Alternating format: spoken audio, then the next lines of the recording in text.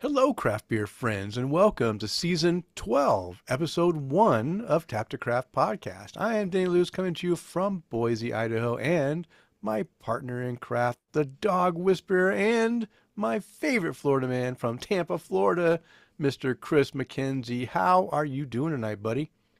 Denny, I'm really excited. I'm having a shower installed right now, Yeah. Oh, and I heard that. Or is that Sarah? Maybe I heard Sarah. that might be me hitting my microphone too. Okay. But things are good. It's been a weird weekend. Looking forward to kicking off a big week this coming week. So it's gonna be busy. It's gonna be crazy. But if it was boring, well, I don't think I'd like it as much. No, you So gotta stay, you gotta keep on your toes, keep everything exciting. yeah, most definitely, most definitely. But what about you? How are you doing? And oh yeah, that was usually a question I ask there. How you doing tonight? Yeah, I'm doing great. I'm doing great. I just got off a week of vacation. Spent some time up in the mountains in the wilderness of Idaho, northern Idaho, away from cell service and technology, just living off the land, and it was great. I'll tell you what, I came back so zen like. It Yeah. was it was incredible. That's just what I need to just resync myself into a nice, easy, mellow mode. So I'm still feeling the effects, even though I went back to work today. I feel good, and camping is fun. Now, as I mentioned right before we started recording, that I did partake in a few beers, but nothing really special. Just stuff that I just wanted to drink while I was out there. Yeah. It sounds like we've had a light 2 weeks for both of us. Yeah, And I knew it was serious when you texted me and you're like, I'm not gonna have cell reception until like Thursday. It's yeah, like, all right, have fun. yeah. It's Sarah doesn't like it, but she did discover that, uh, and yeah, she discovered that Apple has satellite Yes, connection, yes, we do. and now it supports iMessage because originally it didn't. You had to stay on the satellite to get Oh, messages back, but now it supports iMessage, so you can, if someone's sending you messages on an Apple phone, it'll save them, and then when you connect to the satellite next, you'll download the no images, just text. So if you send an yeah. image, it won't come, but just text. So guess what? Yeah, she spent a lot of time going out there doing the phone, okay, connecting and then It's downloading okay. and then typing back the message to, to mostly our family. Yeah. But I've I been said, there, honey, Sarah. yeah, we're supposed to be stepping away from technology and just enjoying stuff, but she has to stay connected. Oh well, oh well. Usually it's the men that are like that, but I'm I was getting okay I'm getting I'm getting nervous kind of thinking about doing that right now. about going. No, just being separated from like not being able to go, okay, what's going Yeah, on? yeah, I know I could totally it would benefit me so much. yeah. Um, but it's just that So, what's going on? I don't know what's well, going on. yeah. So one thing I wish is that when I have no cell coverage, I don't get any text messages from people that don't have an iPhone Hmm. because I thought that I thought they were setting up a way to have They're other. getting better. Are they getting better to be able to say? Because I get back into cell coverage. I have no idea if anyone texts me outside of my Apple network. And then I actually found out through my mom when I called her when I got back is that there were some messages and they were just nobody knew what I was doing, or they were assuming I was camping Uh, and didn't have cell service, but I didn't tell anyone. So oh, I feel so, special. yeah, I I told got you. the I told you because I didn't want you to like ask me a question about something with the show or whatever, and me not respond, and so I just want to give you fair warning. I So appreciate that. yeah, so I didn't. I did tell you. You're the only one. I'm special. All right. Well, hey, you know what? We should get this show started, but We before we should. get too far into the show, we always like to let anyone new listening to Tap to Craft podcast know what we're all about. We are an educational podcast focused around celebrating all things craft beer because we want to assist you, our listener, along in your craft beer journey and adventures. And you are listening to episode 287. We're recording on Monday, July 21st, 2025, and we are live on Facebook. So if you would like to join us during a recording session sometime, you can do that on the Monday prior to release at 8:30 Eastern Time. We would love to have you interact with us as we record. And this episode, we are going to learn about degrees Plato and specific gravity as they pertain to brewing. Now, Kris pointed out that in the last couple episodes, we've heard the name Plato, and we decided that we need to learn more about what this Plato thing is. So I decided that we were going to do a little segment, a little brew buzz, talking about the difference between degrees Plato, specific gravity, how they are similar, how they work, and history behind them for fun. We're also going to do a couple beer tastings with some beers that Kris sent me from Tampa. And if you remember correctly from last show, we were supposed to have a guest on this episode from the Desert Monk Brewing. They had to reschedule to September because schedule change that wasn't working out for them. So that's why we're bringing you this Kris and I only episode, because schedule changes. It's okay. But you can count on Kris and I having some great conversation and keeping you entertained. And we're going to start this conversation off by drinking a beer. You notice we didn't say that we were drinking anything in our glasses right now, because we're going to pour something in right now. Our first beer tasting of the night is going to come from King State out of somewhere in Florida. They're out of Tampa. Yeah. Tampa, Florida. St. Pete, something like that. Yeah. Yeah, Tampa. There we go. We're drinking the Green Dart, which is a German-style Pilsner, 4.9% ABV, 24 IBUs. Denny, your Tap the Craft sticker is upside down on your mic. That's the way I roll. Oh, we're upside down today, kids. I roll upside down. Yeah, I'll fix that eventually. It fell off, and I just stuck it on there and didn't realize it was upside down. But this what they say about this, it says they're classic German Pilsner that walks the line of balancing drinkability and flavor. All German hops, all German hops and malts. Green Dart expresses proofing bread, lemon curd, and firm bitterness. Wow, I never had a lemon curd, and I don't know what a proofing bread is. Proofing bread is when it's rising. So before it's baked, they put it in either what's called a proofing box, or they put it in a warm environment where the yeast will start to expel that CO2 and start to rise. So okay.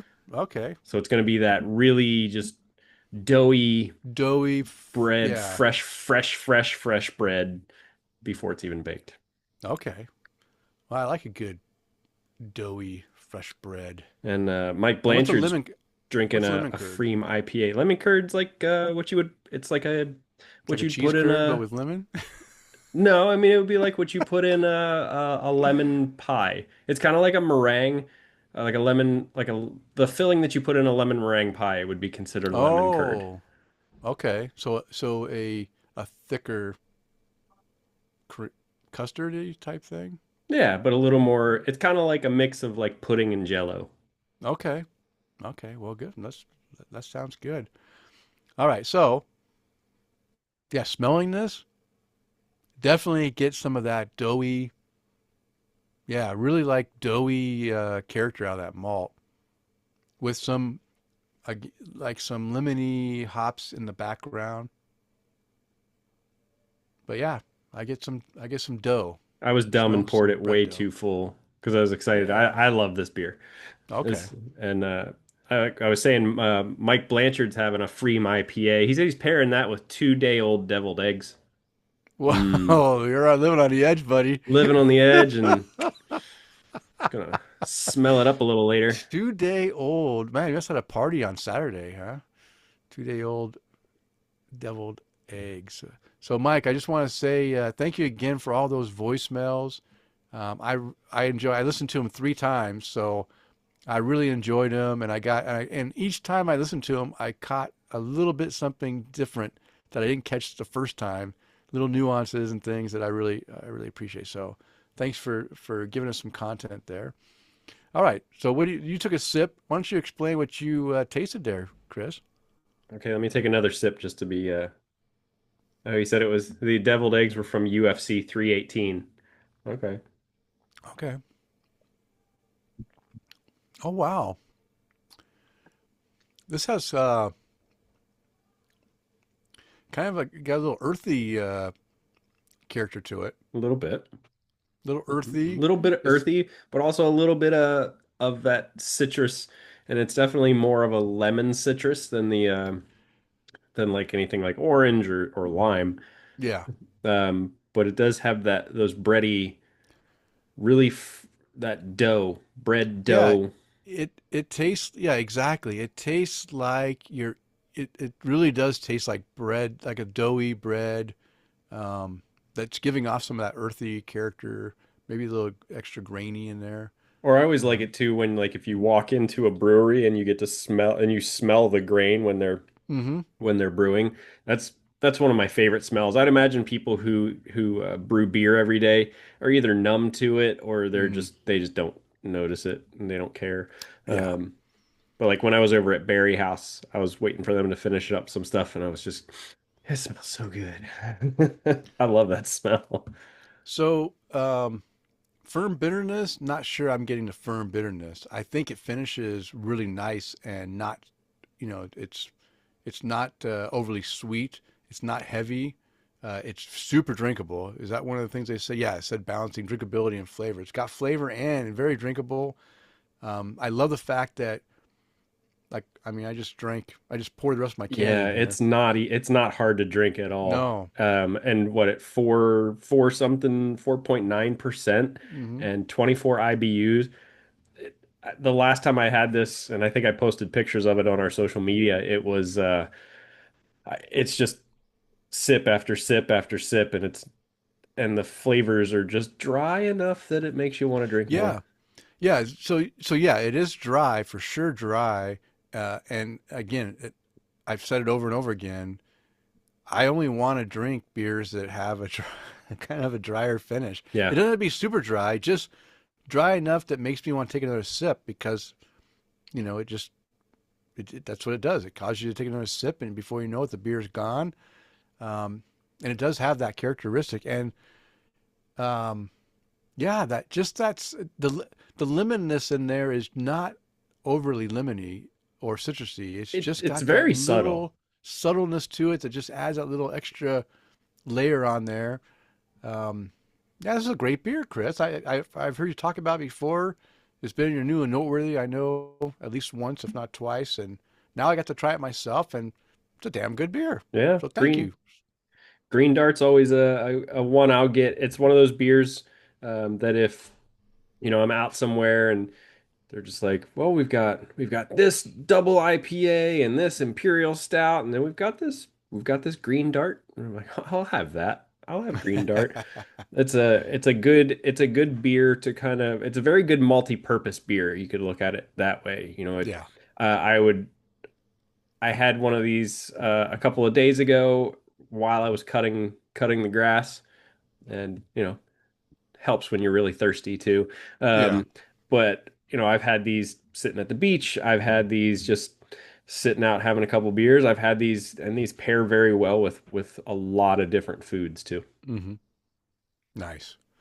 All right. Well, I'm going to keep sipping on this while we go through some content here. So, Kris, you and I would love to thank all of our Patreon supporters because this episode is brought to you in part by our satisfied Patreon supporters like Mike Allen, Bill Slimmer, Amanda and Kevin Argour, Mike Blanchard, Tara Carlson, Jim Kutzel, Alex Fuchs, and Eric Scotty Ward. These are all of our virtual producers. And we got Tom Byrne, Jeff Seiler, Johan Halber, Chad Lamassa, Mark Church, Eric Groundling, and Batman Dan. They all want to buy us a virtual beer. And if you enjoy the content we provide, we invite you to support the show by toasting your host or buying us a virtual beer or even becoming a virtual producer. You can explore the options on our support page by visiting patreon.com/tapthecraft. Okay, we do have some upcoming interviews. August 4th, our next episode, we're going to have Sean Nordquist on to talk about the Halfway There, a celebration of craft beer event that's coming to I guess, to Tampa area. Yep, it'll be in St. Petersburg on Oh, St. August, Petersburg. yeah, August 23rd. It's from 1 p.m. to 4 p.m. over at the St. Pete Coliseum in downtown St. Petersburg. And for those of you that you don't know, halfway there is literally the halfway mark in the year to Tampa Bay Beer Week. So, Nice. we're halfway to what the first week or the second week in March. So, Yeah, nice, nice. I mean, celebrate. Yeah, it's great to celebrate a festival with a festival yeah, why not? or I an mean, event. you got a whole week coming up. Hey, let's we'll chat Yeah. with Sean for a little bit about what's going on and who's going to be there, and we'd love help and support those guys, Sean specifically, but the Mhm. Tampa Bay Brewers Alliance. We always appreciate them reaching out for us to us to chat with us and see what's going on in the Tampa Bay area. Yeah, yeah. And then August 18th, right, show right after that, we're going to have John Hmm. Snyder of Cold Harbor Brewing out of Westboro, Massachusetts, come on the show and talk about their brewery. And then, as I mentioned earlier, we did have to rearrange Jason Gilmore of Desert Monks Brewing out of Gilbert, Arizona. He was supposed to be on this episode, but he'll be on the episode for September 15th. So that's a little bit ways off. Just looking forward to upcoming interviews. Give you guys a heads up. As far as feedback, guess what? We didn't get any feedback from last episode, which is really sad because I'm going to give some feedback. Okay. I'm going to tell you, Kris. I really, really enjoyed your interview with Jim and Brittany Oh, thanks. Berry. I mean, I listened to it several times. I listened to it when you sent it to me originally. I listened to it when I was editing the podcast, and I listened to it with Sarah on the way when we were driving to our camping trip. And every time I listened to it, I just thought, man, why am I doing these interviews? Kris is the man. He knows, he is just a natural interviewer. So, Kris, guess what? What? I'm going to let you lead the interviews from now on. Not have to prepare everything, but I'll let you just lead in the thing, and I'll just be the color commentary that adds in Okay. support. So, Okay. because Well, I really think you did a fantastic job, and why not have a great guy doing it? yeah, well, I appreciate that, Denny. And then I did definitely prep myself because when initially we were going there to talk to them about the dog days of summer, Hmm. the dog days of summer uh, beer release. But also too, it was one of those things where I'm like, okay, I can't just go, so tell me about the event. Yeah. What are we doing at the event? There's going to be beer? Great. What's that going to look like? And it was just one of those things where I wanted to make sure I had a couple of backup questions and then definitely Yeah. some just questions about what exactly was there. But the cool part is, Denny, is that one thing that we haven't really brought up that you said in the beginning of the show, you said we're listening to episode number one, One of season season 12. 12. Guys, this is Yeah. episode 287 for us, okay? But season 12 means we've been doing this for 12 years. Well, Denny, 11 years 11, okay. completed. We're on our 12th Okay. year. Starting our 12th year. Yeah. Okay. Denny's been doing it a little longer than I have, but I've noticed in my past couple of years that the things that I do with you on this show, whether it's you and I just going back and forth with stuff, it's things that that translates into my everyday job. I said I have, 6, 7 appointments tomorrow. No, it's really interviews with new Yeah. clients and Yeah. just having the ability to sit and chat and listen and, you know, try to steer a conversation to help them achieve their training Hmm. goals. But we get to do that on here too and chat about beer. So, Nice. but thank you. I appreciate Yeah. that. You're welcome. You're welcome. I just want to make sure. I mean, I think I said it during the last episode after, when we got done with the interview that we didn't listen to on live, Right. but but I just want to reiterate because like I said, I was really impressed, and I said, why don't I have Kris lead these things because he's just got the natural that tact. So be If prepared. I have questions, I'm good. Okay. So, All right. Well, we didn't get any voicemail either, but we'd love to get your voicemails. You can call 208-536-3359. Uh, Again, we know numbers are not everyone's thing. Just remember 20853 oddly, and program that into your phone. Speed dial it. Tell your Siri or your Alexa or your what's the Google to Yeah. just call Tap to Craft Podcast and leave us a voicemail. We love getting voicemails, and we do leave it out. If you're too shy to leave us a voicemail, send us an email at taptocraft@gmail.com. Leave us a post on our Facebook page at facebook.com/taptocraft. Don't forget to visit our website at taptocraft.com. And I haven't been promoting it, but we need to figure. I need to get the stuff in there for all these little short video clips, Kris, that you've been Oh my releasing the gosh. last couple Good weeks. good luck. Yeah, so it's on YouTube, right? So we can go Yep, to they're youtube.com /at tap the no, craft. it should just be / tap the craft. I think you have to have the at sign in front of it because when I did that, it wouldn't go to the page. Hmm, okay. How about TikTok? What's our TikTok thing? Is that you're releasing Tap these the on craft. TikTok Yep. too? So it's on everything is getting released on Facebook, Instagram, TikTok, and YouTube. Oh wow, that's a lot of stuff. So yeah, there's great little shorts that if you don't want to listen to the whole show, or you just want to recap on something that was said during a certain segment of our show, it's great for just giving you these little clips that you can listen to very quickly.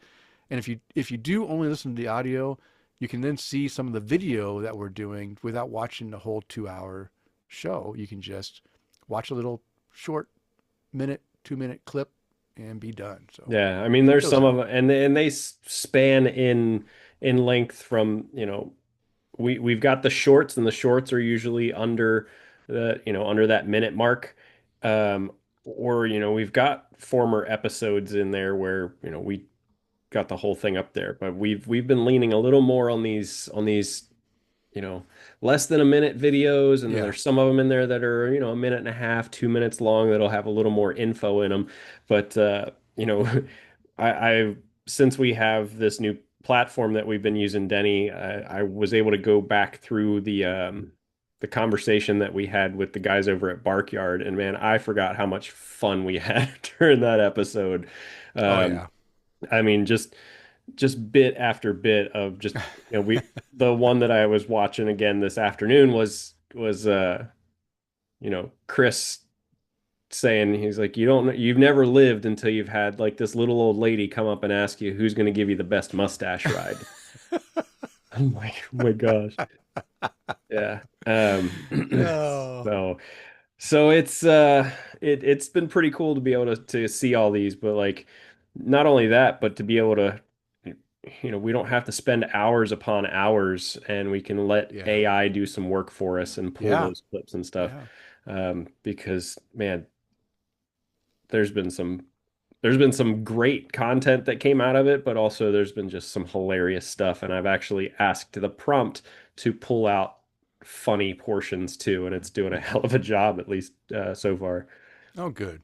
Oh good. All right. Well, let's go ahead and continue the conversation, and let's find out what everyone's drinking uh, in the Untapped to Craft segment. I totally blew that. Yeah, Let's you want to continue the shoot? conversation. Okay. And we're sober. Oh yeah, let's continue the conversation because now it's time to untap the craft and see what our listeners are drinking according to Untapped. And Denny, just so you know, you were absolutely correct when it comes to YouTube. So it's youtube.com / at the at sign tap the Yeah, craft, which yeah. I don't know. That's kind of dumb. It seems weird. I don't know why it's like that, but I tried just putting it without it. It wouldn't go to the page. Yeah, I kept getting an error. But remember, if you guys want us to read your check-ins on our Untap the Craft segment, make sure you follow me on Untapped at K9 Hops. That's the letter K, the number 9, HOPS. And we'll read your check-ins approximately 24 hours before the show records. So we're going to start off with 19 hours ago. Leo is checking into an Okome by Steel and Oak Brewing Company. 4 cap rating, but no notes. to go along with it. So we'll move on to the next one. Alex Fuchs is checking into a handful of things. The first off is going to be Pinball by Brewdog. 4.25 cap rating, but no notes to go along with that one. He's also got Slow and Bitter by Schnitt Brewing, Accept All Cookies by Schnitt Brewing, and what else you got? Agra, and then that name is in Hebrew. I can't read that. So we'll move on up to Craig Andrew. He's checking into a pineapple on pizza. Buddy, this has got to be an IPA if it's you. Craig's here in the Tampa Bay area. Um, Pineapple on Pizza by Druthers Brewing Company. Where are you drinking this at? He said the notes he put for it was anchovy hops. Hmm. Is that a thing? Those It real? is a thing, but it's not fish. It's Well, I just a mean, name they named the hops. It's a new hop, and it's one of the ones I need to do another hop segment where you talk about the new hops that have been released. Anchovy is one of them, and it has okay. been making a presence in a few beers that I've seen on Untapped, and I think I had one that had the anchovy hop as Okay. well. I don't remember the details about it though. Well, I know he's I just realized where he was checking in. He's checking into Druthers Brewing Company, which is in upstate New York, because he went and visited the Saratoga Springs Oh, Performing Arts Center to see Dave Matthews Band. oh, wow, wow! Or You went as up. or as the Dave Matthews people will know it as SPAC. Okay. Um, so cheers to you guys on that, Craig. Hope you and Robin are having a good time up there. Let's see what else is on the list. Here's a beer I haven't seen in a long time, Denny. Molson Canadian. Oh my gosh, Molson. Okay. Carla Dean checking into a Molson Canadian by Molson Coors Canada, Oh checking in my at the Seven gosh. Hills Country Club. 3.5 cap rating for that one. Why are you saying, oh my gosh, like it's the most awful thing ever? Is it still in a clear bottle? No. I don't Oh, remember it's not ever clear? Molson Canadian being in a clear bottle. Was it always a brown I'm or was pretty it? sure. Oh, Listen, I thought it it's was a clear. Okay, never well, mind then. it's definitely brown now if it was. Okay, okay. Let's see. Anthony C is drinking a Hazy Train by Fieldwork Brewing Company. He said second try, a moderately dank American IPA without being overly bitter. Notes of citrus and melon. 4 cap rating. He tagged an awful lot of people in that check-in. Wow. Let's see. And then we've got James the beerologist. He's drinking a Young Rival by Merit Brewing Company. 3.5 cap rating to go along with it, but his little gnome next to his beers here, flipping the camera off, is pretty awesome. So I'll give him a little credit for that one. He also checked into an Auto Pop Orange Crush by Blood Brothers Brewing. Yeah, I like that little gnome. I'll have to 3D print myself one. Let's see. Ooh, Johann Halberg checking into Ooh. an extra juicy bits by Weldworks. Love that beer. He said, Didn't we just talk about no, oh, not he and I talked recently. about it. He and I talked about the about it on Untapped. We were going back and forth because yeah, never mind. I sidetracked because I had had a few of these different Well Works ones, and there Yeah. was a juicy, just extra, Mm-hmm. and the extra, and the regular ones. And I guess I've had them all. And he said, "Well, you've checked into all of them." I'm like, "Oh, gee, thanks." Yeah. I, Well, I I mean, didn't realize I. we were fortunate enough to get one of these. I don't know if it was just extra From juicy bits or but it was from Jeff Seiler, I Jeff believe, Seiler, yeah. when he Was was that the blind some beer? yeah, the blind one of the blind beers. Um But somebody I was seeing on TikTok or social media, they were doing kind of the same thing. Actually,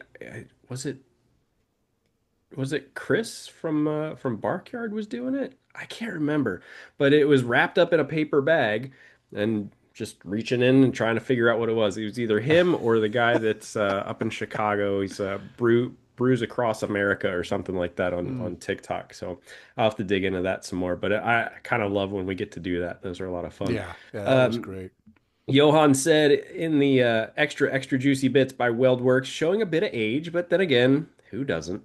Canning date is almost 5 months ago, unfortunately, Ooh, but oh it holds up wow. really well in my opinion. It would be nice to try it fresh. 4 cap rating for that beer from Weldworks. And let's scroll on up. Chad Lamassa can't do a untap the craft without getting a Chad check in here. He's drinking a Grateful Dead by Dogfish Head Craft Brewery. Now, I saw these at my local grocery store, and Dogfish Head beers were buy one get one, and I was like, yeah, I'll pass. Oh, He gave it a 4.25 cap rating, and he said, okay. not a Grateful Dead fan, even a little bit, Yeah. but it's a cool can, and there's a badge for it. Oh, okay. So, So, all right, Chad. So you checked into this one beer, and you probably got 6 badges for it. So I might go back and get it. Let's see for next on our list. Art Warcheck is checking into a Headhunter by Fatheads Brewery.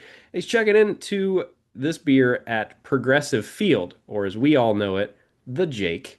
He said he prepared for this by watching Major League yesterday, I just which, watched Major League yesterday too. well, you and Art are just kismet. Look at that. Oh, that's cool. The first one or the second one? The first one. Mm. Very good, very good. But Headhunter by Fatheads, always a great beer. He gave us 4.5 caps for that check-in. That that was Chadlam, that was another one that was a blind tasting with Jeff Shotzeller, Headhunter, right? yeah, I Yeah, believe so. yeah. Yeah, great beer. Chad Lamassa again. I love this beer, at least the beer name, and I think the label probably got you, buddy. He's drinking a double potato spaghetti town What? by Other Half Brewing Company.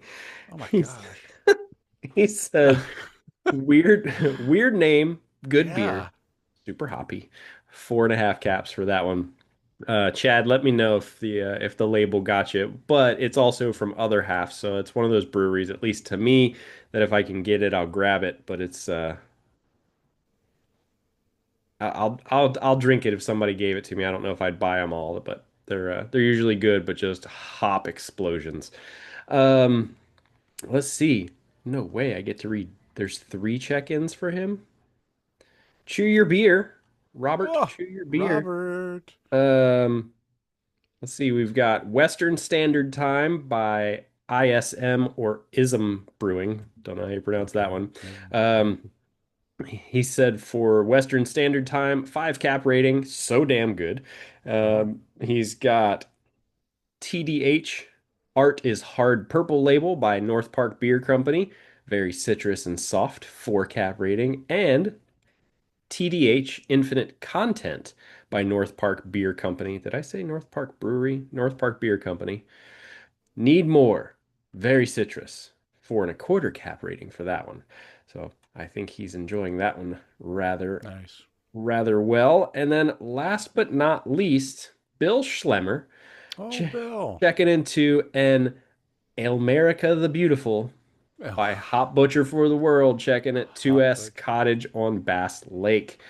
Excellent pale ale, hoppy with a little citrus. And Bill, that picture just is the epitome of Ale America the Beautiful too. So the photo of his beer can with the American flag hanging down, with his beer in a glass, overlooking the green grass and the lake and the boathouse and the pine trees. Yeah, that's pretty. That goes pretty American. What was the lake called again?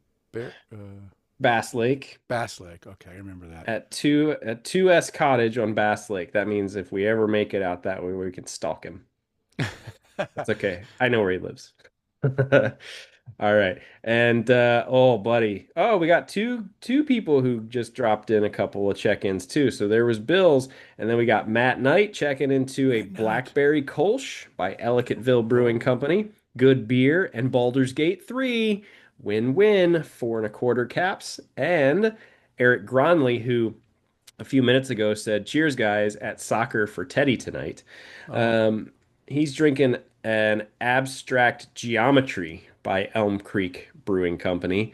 yeah, He yeah. said, Elm Creek. "Wonderful hazy from Elm Creek, big peach and juicy tangerine flavors, 4.25 caps."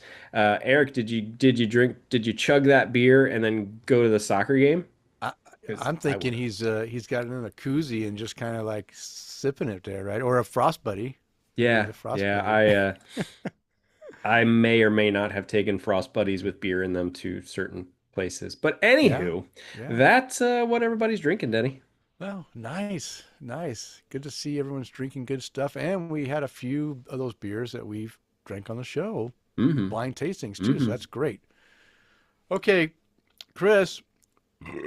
Ooh, excuse me. That code for finish your beer. We're moving on. Yeah, we're going on to this.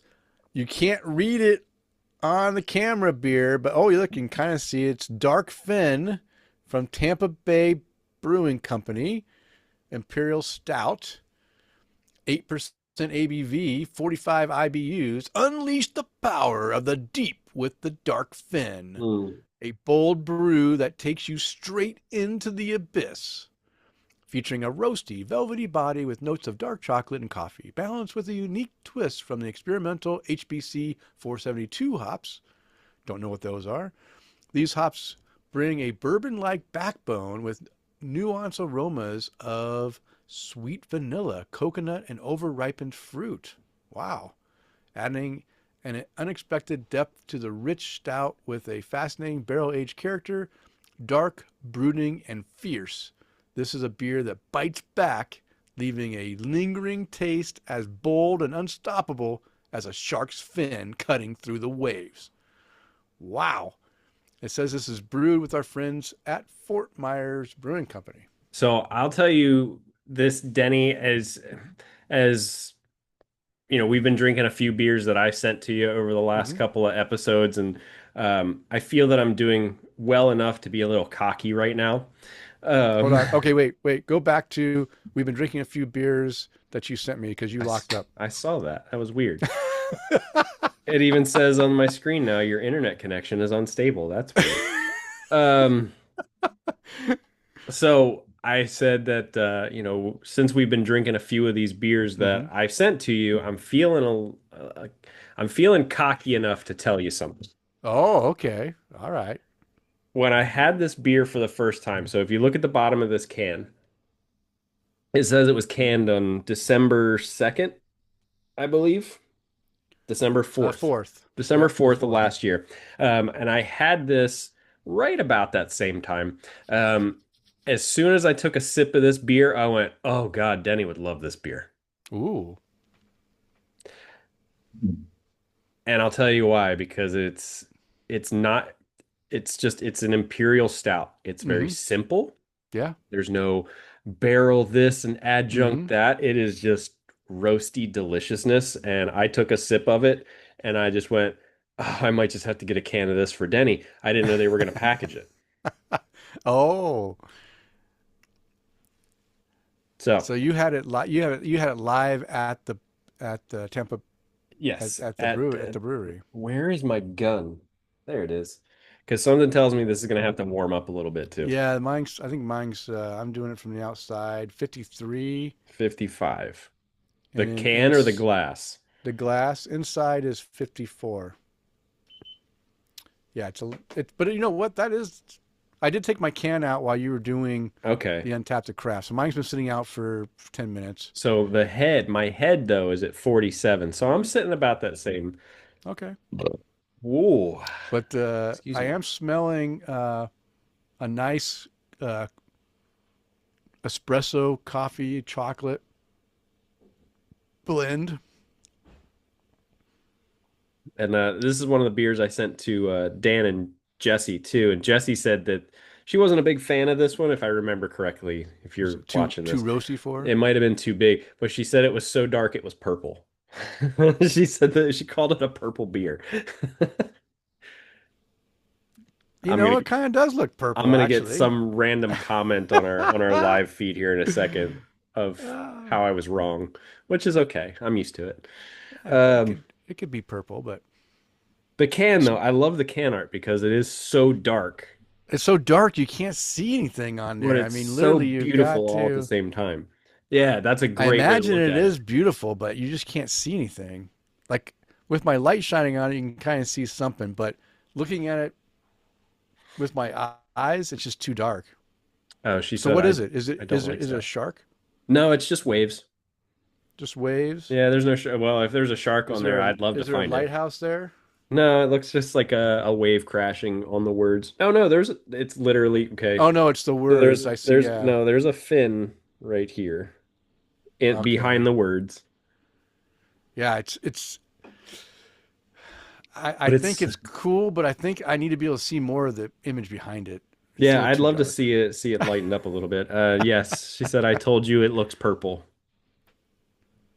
It does kind of have a little purple hue. I'm gonna say I'm gonna agree with her, Jesse. You're right. There's a little bit of purple hue Did you hear that, in there. Jesse? He said Yeah, you're right. He yeah, said it on a live podcast. yeah, You're right. yeah. Dan, we're looking out for you, buddy.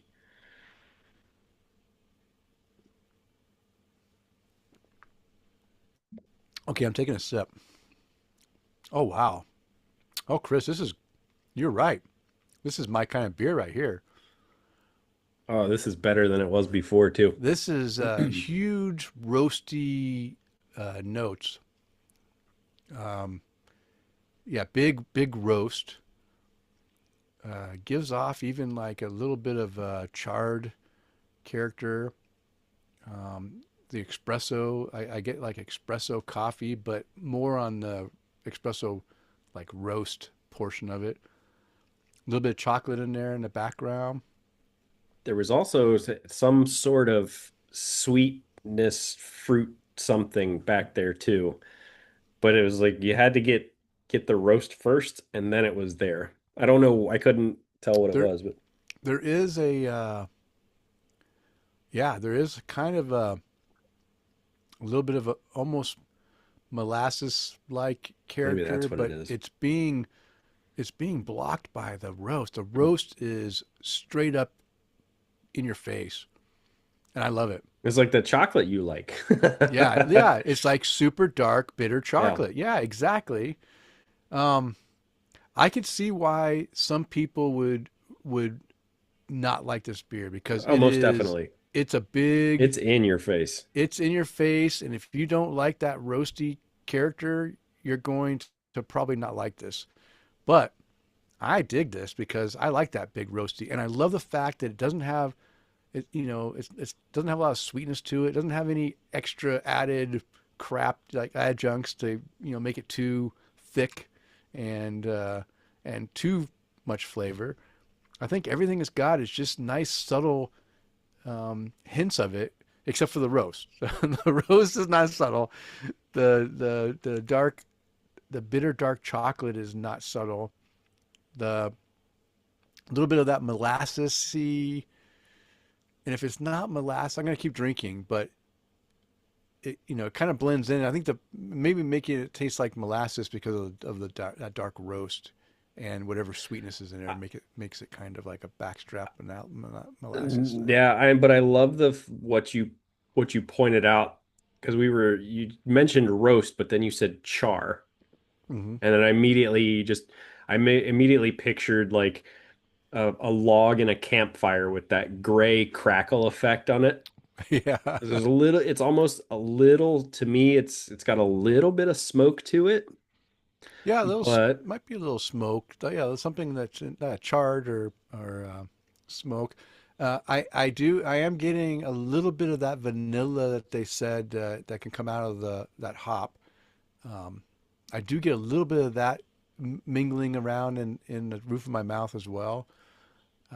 This is going to be one of those beers you really got to drink a few sips to really take it all in because it's a simple beer, but there's a lot of complexity to it as well, yeah, which is nice. But yeah, this is old school Imperial Stout right here. yeah. That's really good. I'm gonna pour the rest of my can in my glass so I don't forget about it. All right, well, Kris, thank you very much. You were absolutely correct that this is my kind of beer right here, My and pleasure. I am digging it, and I am. I've only drank a third of it.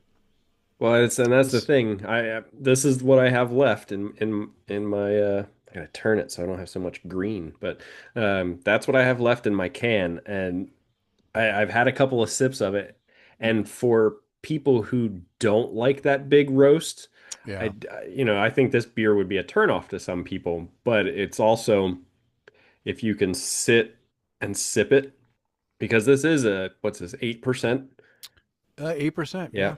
8%. 8%. But funny enough, it's only 45 IBUs. So again, it's not bitter, but there's a lot of roast to it. So if you don't like things like really dark chocolate, Yeah. really dark roasted coffee, that kind of stuff, this is Yeah. not going to be up your alley. But Dan said, I really liked it. My style for sure. All So, right. Well, Dan, we're on the same page here, buddy. and he also said that Walking Tree Black Oh, yeah. IPA was Yeah. the only black IPA he's ever been able to finish. Really? Well, so that's good because Yeah. I gave that a 5 cap rating. Yeah. We That, had a that bunch walking of tree. a couple of videos that popped up on our social medias for that specifically. And it was really funny because how when you were talking about it, TikTok is really weird because they ding a lot of our videos because we talk about a specific beer and you're I'm holding a can or you're holding a can and we're like, this is a really good beer and they ding us for it. Nothing crazy. All they do is they remove where the location is for it. The We won't location even of the of where I say the video was filmed, which I always oh, choose something different every time. Um, so it's because we're promoting alcohol. I was like, okay, you can't promote so alcohol what? on TikTok? Apparently, it goes against their standards. So they remove the tag of the location you film it, or the location that you name for the video. And you can try to appeal it, but all of my appeals they've stuck. Or they didn't work. So basically what happens is they remove the tag and the tag actually helps you get more views if you put a location on it. So they remove the tag, I appeal, I lose the appeal, and then I add another location. And guess what? The location It's sticks. I got you, TikTok. okay. So you just put some bogus location and you put the real one in, and then it works. Okay. Jesse said, but you can promote Tide Pods? Yeah, you can promote Tide Pods. Just Yeah, don't and eat them. you can promote burning down schools by lighting fires in trash cans or stuff like that. I mean, all this. Come on, that they gotta get real. I only know that because that was when Sarah was teaching uh, twice in the first couple months of the school. Um, like a third grader lit a fire in the bathroom trash can, Oh, and and and when asked why, he said it was a TikTok challenge. oh boy. It's like, I mean, and so now Sarah is like completely against TikTok because she thinks it Yeah. only promotes kids doing bad things and trying to burn down schools. Well, Sarah, if you happen to look across my TikTok, it's just me playing with my dog for the most part. So Yeah, I'm I'm sure most of the stuff nah. It is is. like is not bad like that, but it just takes a few of the bad ones to make everything That's right. That's right. bad. Okay, well, I'm going to sip on this beer while we go into the Brew Buzz. And the Brew Buzz is devoted to discussing various beer-related topics. This week, we're going to learn all about degrees Plato and specific gravity and how they are used in brewing. And I got this information from an article. It's Understanding Specific Gravity versus Plato, written by Terry Foster and found on the Brew Your Own website. So if you want to see the article in its entirety, you can visit the link that I'll have on the show notes at on the website. And so I'll start it off, and Kris, we'll just go back and forth. I got little cues in there where we can chime in. So Beautiful.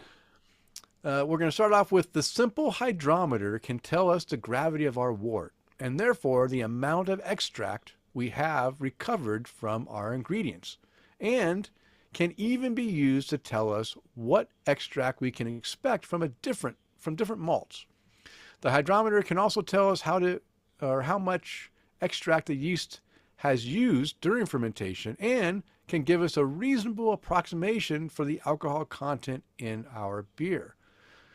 After the thermometer, the hydrometer is perhaps the most important measuring instrument in the brewer's arsenal, yet many of us give little thought as to what it actually measures. Home brewers usually use a hydrometer to measure specific gravity, whereas commercial brewers more often use it to determine degrees Plato, except in Britain where the specific gravity is more common. So I love this because this, to me, Denny, this is very specific content. This is very in-depth content, or we could just call it very beer nerd content. Yeah. And Batgirl Jesse just said, Dan, pay attention. Daniel, pay attention. Oh. Okay. Um, no, you don't have to pay attention, Dan. You can just go into the show notes and find out where we pulled this information from, and you can read it on your own when you're trying to split frozen watermelons and shit. Long story. Anyway, so what's a hydrometer? A hydrometer is an instrument that can float in a liquid, and how far it sinks in a liquid is a measure of the density of that liquid. Hydrometers are weighted according to the density of the liquid to be measured, and the weights can be adjusted to measure the density of a whole range of liquids, including oils, petroleum, battery acid. God, I want to measure battery acid. And a variety of sugar solutions, including beer wort. Strictly speaking, the term hydrometer should only apply to aqueous or water-based liquids.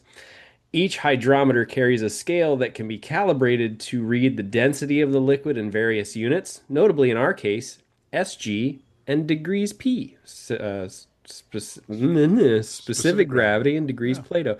Whatever happened to FG? Nobody's measuring final gravity anymore? No, no. There's final gravity is I'm you just take your two readings, I'm just messing, yeah, Denny.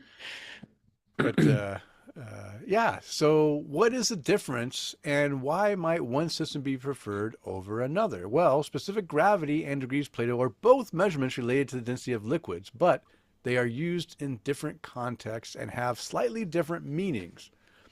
Specific gravity is a ratio of a liquid's density to the density of water, while degrees Plato specifically measures the concentration of dissolved sugars in a wort, a liquid used in brewing as a percentage. So one is Plato's a percentage of sugars in a wort, and specific gravity is just the gravity of the liquid in reference to water. Specific gravity is now go a little more detail in here. So specific gravity, the definition is the ratio of density of a substance to density of reference substance, usually water. It's a unitless measurement. We already talked about that. In brewing, brewers use specific gravity to measure the density of wort, unfermented beer, and the beer at different stages of the brewing process. So as Kris hinted at, you have an original gravity, OG, the OG, the Yeah. original gravity, which you get done doing your wort, and you take your original, the level of that should be higher than 1. If not, you don't have any sugars in there. So you want to have a certain original gravity. And then as you put the yeast in and it eats up that gravity or eats up those sugars, that's going to reduce the density of that fluid and make that thing drop. And it can drop nearly to 1. And the more that you reduce that, the more alcohol is put into that that fluid, making it more alcoholic. I think we talked about that before. Hmm. So the scale. A hydrometer is used to measure specific gravity and is often expressed as a number like 1.050, where 1.000 is the density of water. So water is 1 to 3 zeros, and then as you go higher, it's more dense. So, but the units are in hundreds, basically, and thousands, but hundreds. So you're not going into the tenths, right? That'd be a very strong beer if you Yeah. if you go up there. I think Yeah. I think 1.1, that'd be whew, yeah, that's it's gonna that's maple syrup. yeah, that's pretty thick. And temperature dependent. Specific gravity measurements are temperature dependent, and brewers typically aim to take measurements at the calibrated temperature of the hydrometer, which is usually at 60 Mm, degrees Fahrenheit I or can't say 15.6 C. I can't say I ever measured mine that low. Hmm. Well, I mean, so usually, good point, because a lot of times you want to catch whether or not your original gravity meets what you need before it cools down, so you don't have to reheat it. So yeah, it would be higher. So I wonder if that point, I wonder what effect higher temperature has on the reading, how inaccurate it gets. Well, That's once again, Jesse popped on and said we've had the hydrometer and refractometer debate, and I was right. So, hey, Jesse, if you want to chime in on this one, if you could tell me if higher temperatures have any um, effect on the reading of the hydrometer, I'd appreciate that. But like you have to count for it in an adjusted amount. See, she was a step ahead of me because she was right. Remember that she was right. No, but like I never took my gravity readings when it was like fresh off the stove or anything, but it yeah, was like I had pitched yeast and then obviously in order to pitch yeast, you can't have anything, too hot. It's got to be, under yeah, like 115 or something like that before you can pitch yeah. yeast. It's got to be cooler, or you'll kill off your yeast. Yeah. Yeah, so I would always when I would do it, I would do it after everything was at the temperature inside my chest freezer, Chest basically freezer. Yeah, my fermentation chamber. yeah. Um, but yeah, so it was always 60. 67, Yes. Yeah, 68 it's going to be ish, 60 something. Yeah. and actually I don't think if I went higher than that, that's a bad thing. But So actually, you were probably close to 60. yeah, You're not that far off. yeah, You're not doing it at 140. no, So no, I think you're okay. It's still good. Now, she mentions refractometer, which is more. It's a little different technique where you yes, put the fluid into on almost the like a lens, slide on yeah, a lens, and you look at it through a light, and depending on how the light refracts through it, will tell how thick you read that your is, bricks, and then you can kind of yeah. get the same thing, kind of understand how dense that fluid is. But John had a refractometer, and I'll tell you Hmm. what, um, you can get different readings depending on how you hold Yeah, it. And yeah. he's like, oh yeah, that's perfect. That's 1.0, whatever. And I'm looking at it now, I'm like, okay, yeah, I see. I got Yeah. 1.0 whatever he got, but it does take a little bit of practice. And same thing with the hydrometer. It's all based on parallax error of when you're where you're seeing that mark as it's bobbing around in your Well, wart. then you got to let it sit after and let it stop moving. Yeah, yeah. Um, So I think they're all kind of they all have a little bit of error built into them, but you get pretty close. All right. So degrees Plato. Again, the definition is degrees Plato is a scale specifically used in brewing to measure the concentration of dissolved sugars in wort. It indicates the percentage by weight of sucrose in a solution that has the same density as the wort. In brewing, brewers use degrees Plato to determine the potential alcohol content of their beer and the amount of residual sugar after fermentation. The scale is degrees Plato is measured in the degrees Plato scale, which is typically ranges from 0 to 30. And the temperature dependence, while also temperature dependent, the standard temperature for Plato measurements is usually around 68 degrees Fahrenheit. So that would fall into, closer to what you're, you know, fermenting at. So it's a little bit better there. And what's the relationship to specific gravity between these two? Well, while distinct, the two are related. For example, 10 degrees Plato wort would have a specific gravity close to 1.04 specific gravity. So there is kind of and there's a table in that article. There's a table that shows basically a linear chart between Plato and specific gravity on, how to, tell which one's which. Brewers like degrees Plato.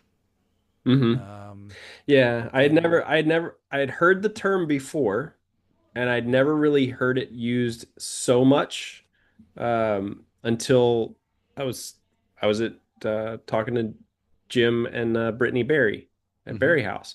And he specifically said that they were brewing a beer that was a 10 Plato Czech Pils. And I went, that usually means it's lighter.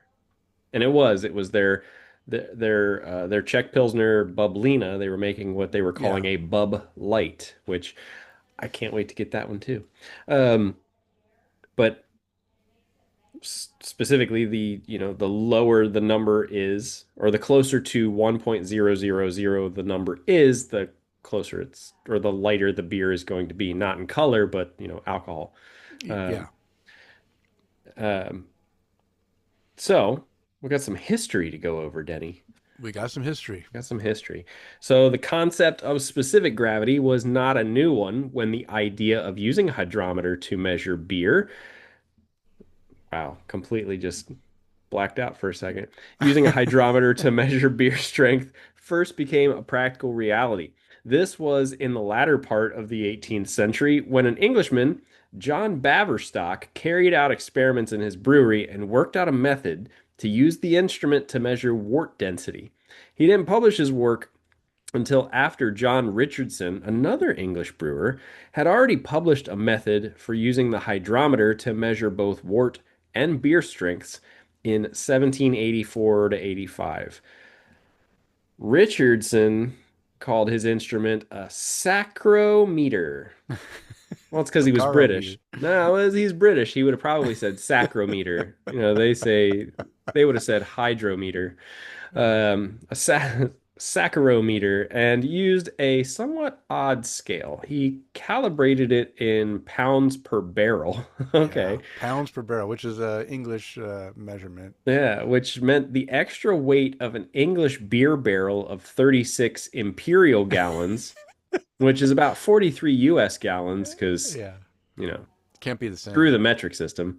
Yeah. Of a wort or beer over that of a barrel of water. It may look as though he was measuring specific gravity by the definition given earlier, but it's not. It is not because of the units used in the scale. In fact, specific gravity equals, that's pound, yeah, pound per Pounds per barrel barrel. divided by 0.36 plus 1,000. Yeah, get your equations written down, guys. You can have that Hmm. forever. English brewers took up the use of Richardson's saccharometer, and pounds per barrel was the normal unit used there until well into the 20th century when specific gravity became the norm. So they're just trying to just throw water in the, or throw barrels in the water and see what's gonna sink Hmm. more. Yeah. Okay, good. The beer's starting to show up, and in my head, that's what it was sounding like. Yeah. This one sinks this much, and this is this much alcohol, Yeah, essentially, yeah, based because on it's how dizzy they get when how they much drink it. water does it displace? It's more dense, so it should. Jesse, yes, it is spelled Plato, Plato.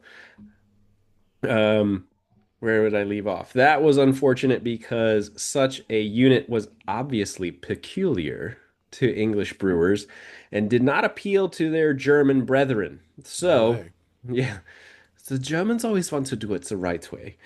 So, a gentleman by the name of Karl Balling in 1843 introduced a scale based on the concentration of sucrose in a solution, making the assumption that sucrose solutions would have the same density as those of other sugars, which isn't exactly true, but, near enough for us.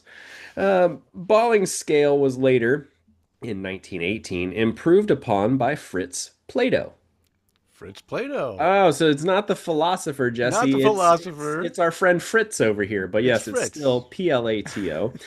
Uh, in- uh, Fritz Plato, and his name became attached to this instrument, although the differences incorporated by Plato are small and of no practical significance to brewers.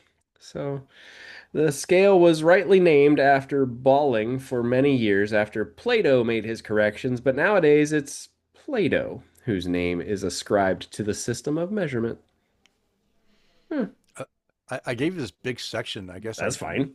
I misjudged how long these were, but continue on, I, Chris. I You're doing a got great it. I job. got it. Thank you. So which method is going to be best? Well, the Plato scale became popular among commercial brewers in this country, partly because Richardson's pounds per barrel system was inappropriate in a country where the English barrel was not in use. Yeah, yeah. Down with Queen. Welcome to America.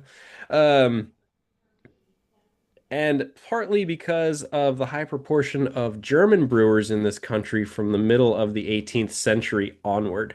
An important reason why the Plato system is liked by commercial brewers is that since it measures the wort concentration as sugar, then it's regarded as a direct measurement of brewing extract. In contrast, a specific gravity hydrometer, strictly speaking, does not measure extract as sugar or as any other substance, since specific gravity is a ratio without units, and it's just a number. Specific gravity is now widely used by home brewers because much of the literature and the ingredients when home brewing became popular in the late 1970s and 80s came from England, where the use of specific gravity in brewing was the norm. Okay. Interesting. All right. So Yeah. again, we told England they can suck it. We're still using, yeah, we're doing it our way. I like it. All right. It's important to understand that both specific gravity and Plato hydrometers really measure the same thing, since they both depend primarily on the density of the wort. I've already mentioned that we have sugars other than sucrose in brewing worts, and that these other sugars do have slightly different densities from those of sucrose. In practice, those differences are small enough to be ignored.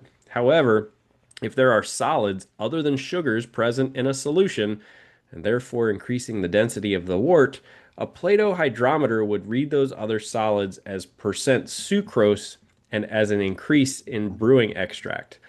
Correspondingly, those other solids would also result in an increase in specific gravity as compared to a similar wort that did not contain such solids. In other words, both instruments are subject to the same error in terms of telling the brewer how much extract he has in his wort. Okay. Now, I found this very enlightening. Mm-hmm. And why do I find it enlightening, Chris? Well, This last little section we read about how there's errors in the wars. I'll just explain it to you. So I'm still thinking. Okay, go ahead. I'm curious. remember a few years ago Oh my God, when no. that one brewery that was producing these Oh, super 450 North. slushy, yeah, 450 Yep. North, and they were claiming that they're 9% ABV, but when they tested the actual alcohol in it, they were like two and a half 3 and 4, percent or yeah, something, or something three like and four that. percent, and they got busted. And I think it's directly related to the fact that they were doing their measurements of alcohol with all this With all the extra fruit, fruit in there, right? That's adding this extra the density density, to the yeah, wort. okay. And it wasn't adding alcohol, it was adding just fruit pulp and stuff Viscosity. that, yeah, viscosity and density to it. And it was telling them that they had a lot more, you know, original gravity than there really was, or Plato, you know. And so I think, I mean, that's one thing that you got to be aware of is when you add extra sugars that aren't coming from your grains, you run the risk, or other things that could change the density of your fluid that's not going to ferment out. Those things are going to affect your alcohol Yeah. content because those aren't going to be fermented and cause I forgot some about issues. that. So And I remember specifically searching for some of those beers because I remember having one and going, wow, like this is something I could drink at breakfast. There was so much fruit in yeah, it. And then yeah. and somebody was like, yeah, those are 8.5 or 9%. I was like, wow, we're about to have a great breakfast. Um, and they weren't because Yeah. this 8% beer, I'm definitely starting to feel this. I did No, not because feel it. this is a real beer that is just beer. There's no adjuncts in here, right? Just hops. They said Nope. they didn't add Just any extra hop. stuff in Well, here. no, just it should just be you could almost Reinheitsgebot this one. Yeah. And it's like same thing with Matt Jung's consensuous or sensuous silverback, Sensual right? silverback. I know. I mean, he did have some amaretto Oh no, that was the company name, but the yeah, Bananas what was the Foster. Banana Foster stuff? He did have some liqueur in there that probably added some real alcohol content to it. But again, most of his was just beer stuff, right? And Yeah, that was that definitely damn beer was 14%. 14%, Yeah. and you don't realize it until like a half hour after you finish drinking it, and then Yeah. you realize that holy smokes, I am feeling this damn beer. It really didn't. You had no idea that it had that much alcohol. Now those beers, this beer, that beer, those are ones that that don't have any secrets in there that are No. making false claims. But It's a yeah. sneaky Pete. Well, yeah. Well, you could definitely tell it was 14% because we said some funny stuff on that episode. I told him he should make a Jesus beer. Uh, yeah, the Dirty Chewy. The Dirty And Chewy. because Yes. Chewy was a nickname for people named Jesus, I told him he should make a Jesus beer. All right. Classic. So yeah.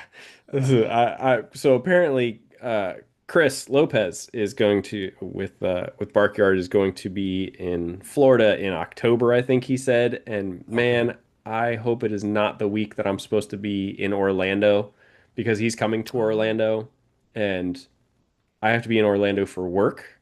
Hmm.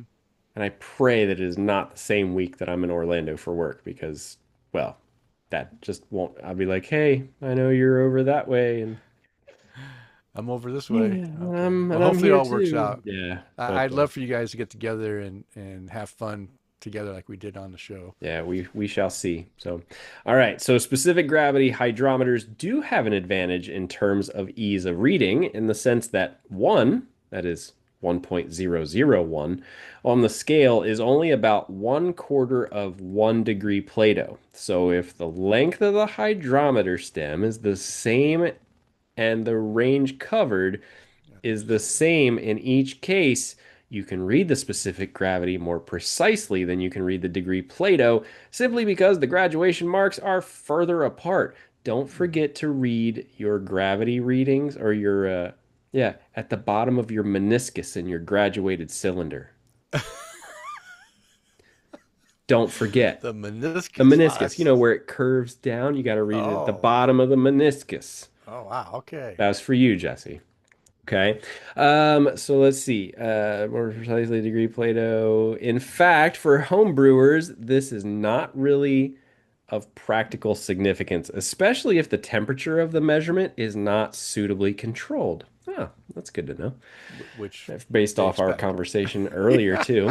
I use several different specific gravity hydrometers at home, one for regular brews, covering 1 to 1.070, one for stronger beers with a range of 1.060 to 1.0130. Wow, I nailed those.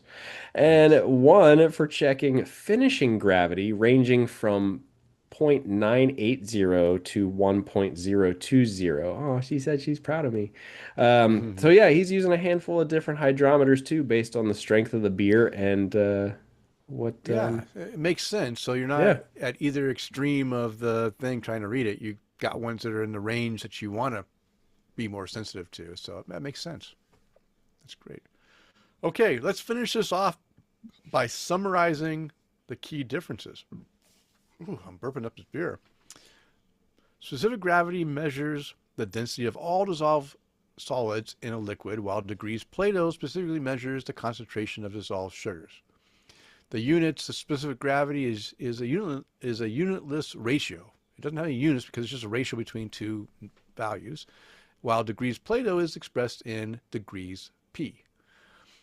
Specific gravity is more broadly applicable, while degrees Plato is primarily used in brewing. So specific gravity can be used in all industry wide in many different industries where degrees Plato is just a brewing thing. You're only using that in brewing. Very specific. Calibration of these things. Specific gravity hydrometers are calibrated at 60 degrees Fahrenheit, while Plato hydrometers or refractometers are typically calibrated at 68 degrees Fahrenheit. In essence, specific gravity gives a general measure of liquid density, while degrees Plato provides a more specific measure of sugar concentration in brewing applications. Here we go. That summarizes our specific gravity versus degrees Plato methods of determining alcohol content in beer. Listen, the beer is doing its job right now, and I'm so glad that there are people out there who use these tools to make things like this Darkfin. Dark fan. Darkfin. Did it. Okay. Well, Denny, now that we've gotten through specific gravity and the brew buzz and Plato degrees Plato, are you ready to move on to your new and noteworthy beers? Yeah, I only have one. I see you don't have any, Yeah, well, Kris. you've got one. At least you got one. Yeah, I'm yeah. lame. I don't have any I drank a lot of beers. I no didn't new drink a lot. beers. I drank a few new beers, but not a lot, not that many new beers. I drank a lot of beers that I enjoy camping because I camped for a week. Um, but I did go and get a couple. I got one that I really enjoyed. I gave it actually a five cap rating. Well, let's hear about it. And this is uh, from Bombastic Brewing. I got them tapped up, so I was trying. You've got one check. You got one new and noteworthy. You don't remember who it was from? Bombastic Brewing, and it's called Conspiracy, and it's a passion fruit, orange, and guava fruited Gose. Oh. And I love Bombastic. Bombastic is a brewery from up north, but they brew down here in the Payette Brewery. And thus, because it's here being brewed locally, I get a lot of Bombastic, and I really like their stuff. And in fact, I they don't come up with new beers very often. Usually their anniversary beer is new, and then this one was a new one in their line of the Conspiracy ones. But I do love their beers, and I drank their stout, which I forget what it's called, last night. That was really good. Their Imperial Stout. Um, but this one, what I just say, again, I gave it a five cap rating. I said very fruity nose, smells delicious, tastes delicious too. You get all the flavors mentioned on the can, and in just the right amounts. Slight tart, tangy that reminds me of a tropical citrus party punch. It's a fantastic beer. Again, five cap rating. So really, really do enjoy Bombastic beers, and Conspiracy with passion fruit, orange, and guava. Gose is one that if you can get it, go get it and enjoy. It's really good. I'll mention one more that's not untapped, but it is something new that I had for the first time. And I took a six pack to camping, and I got another six pack for home because I really enjoy this. It's not a beer. It is a gin drink that Okay. is called the long drink. And the long drink, I guess, was developed for the 1952 Olympics or whatever in Finland. And they wanted to come up with a light, easy, refreshing drink to drink for the, celebrate the Olympics. And they came up with this gin like drink. And I'll tell you what, it is super refreshing with like grapefruit, citrus character, and Mm. um, yeah, I guess it's like a citrusy gin, and juniper. It has juniper berries and grapefruit, citrus, and gin. It's about 5% alcohol content, but man, super refreshing. I guess it kind of reminds you of I don't drink a lot of seltzers. The only hard seltzer I had has been Marker 48, You mean the Blue best Lightning, seltzer? Blue Lightning. Is that right? Blue I think Lightning? it's just called blue seltzer. I don't Blue remember. Lightning. Sure. Shoot, I mean, whatever it that's is. appropriate for this area.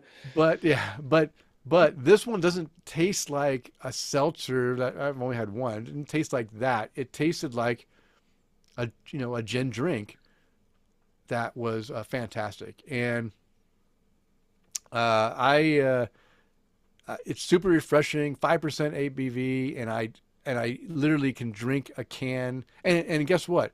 What? I like it better in the can than in a glass. Um, I think the fruit flavor comes out more. Now, this is weird, right? Because normally you get your nose into it and you get that fruit stuff, but when I drink it out of a glass, I feel like I'm not getting the concentration of the fruit character on my palate. And I just like it. I prefer drinking out of a can than a glass. But it's really refreshing, goes down great. It's not, I can't check it in on tap because it's not on tap, or I would have checked it in. But if I had to give it a rating, 5 cap rating, because I can't Five. get enough of this stuff. It's Okay. really good. Well, I mean, Dan and Jesse both said that they like them too. Dan said Oh, that oh, they got good. some in Florida, but they don't have it there in Alabama. Um, Oh, it was so yeah. good, actually. Jesse said, "I don't remember much from that night, but I remember the drinks." That's awesome. Yeah, they go down. They go down quick. I mean, I could probably drink a 6 pack pretty easy. That goes down that quick. But Yeah, hey, I just wanted to Den mention that it's a good drink to try. Denny was the reason that people saw Bigfoot in northern Yeah. Idaho last week. Yeah, yeah. I'm going crazy out there. All right. Well, Kris, we had a long show last show. We're going to keep this right down there at that hour and a half. So let's go ahead Right and, there. and finish this show off by raising a glass. So who would you like to give a toast out to tonight? So I want to raise a glass to a name that we haven't said in quite a long time, Mr. Dan Charlie, from when we were doing episodes with the Fermented Reality Beer Cast. It's his Nice. birthday coming up tomorrow, I think it Oh, was. happy birthday, So Charlie. happy birthday, Dan Charlie. Charlie. No, Dan we Charlie. call him Charlie too, but happy birthday, Dan Charlie. Hope you guys are doing well, and hopefully we bump into you sometime in the near future. And Yeah. Denny, who would you like to raise a glass to this evening? Patreon toast tonight goes out to Mr. Tom Byrne here in the local Hey, Boise Tom. area. Cheers to you, Tom. I'm going to tell you again, we need to get together and have some beers. I'm just going to text you until you answer me back and we can go have beers. Okay. Text me his Cheers. number. I'll text him for you too. And my other toast goes out to my good buddy Alex Fuchs, who I think I toasted last time too. But um, I'm driving to I'm driving to our camping trip, and I get a message right before I get out of cell phone range, and it's my buddy Alex. He's in town for work, and I didn't realize he was coming into town. He says, "Hey, I'm heading to Mother Earth Brewing. You want to meet me there?" I said, "Hey, I'd love to, but I can't. I'm driving up to camp." And he says, "Oh, bummer." So he said, "Okay, well." I asked him when he was leaving because in case he was going to be there for the whole week. He said, "No, I'm leaving Tuesday." So, Hmm. he wasn't going to be back before I got back, but he left me, oh, excuse me, more beers from Israel and from Europe on my desk at work. So I'm looking forward to drinking. I think he left me 6 beers. So Nice. I think 4 of them were from Israel and 2 were from Scotland. So thank you, Alex. Cheers to you. I really do Cheers, appreciate Alex. you bringing beers when you come and visit. And I'm sorry we didn't get to see each other this trip, but we will be here at the end of August for your next visit. So That Alex guy, he's quite all right, huh? he's a great guy. Yeah. Great guy. All right. Well, also being a former serviceman, I want to raise my glass. I want to thank all those who have served and are currently serving in the U.S. military services, protecting our freedoms. Thank you for your service. Cheers to And that. we cheers to that. And we hope you are able to return home safely to your families very soon. And you can find the beers and the link to the article on the show notes located on the show post at taptocraft.com. And it is last call. It's time to bring this show to a close. We want to thank you for downloading and listening. We ask you to please tell a friend. And of course, subscribe on your favorite podcast app. And as a reminder, we release a new show every 2 weeks. Now go out there and spread the good word of craft beer. Cheers. Cheers. Don't forget to share our show.